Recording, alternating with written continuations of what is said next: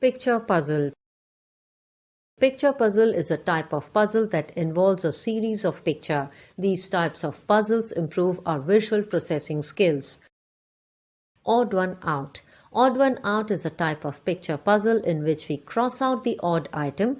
To find odd one out, we have to look for the item that is not matching the other items of the puzzle. For example, in the 4 pictures below, the first 3 are fruits, whereas the last picture is an odd one out as it is not a fruit.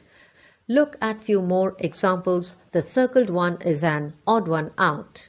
Here sheep is odd because rest 3 are wild animals. Here hen is odd because rest 3 are stationary items. Find the differences.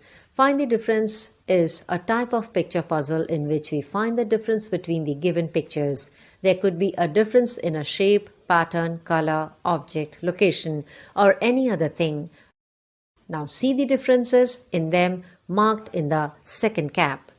Difference in shape, difference in design, white line missing, difference in color, difference in design, blue dots missing, difference in shape.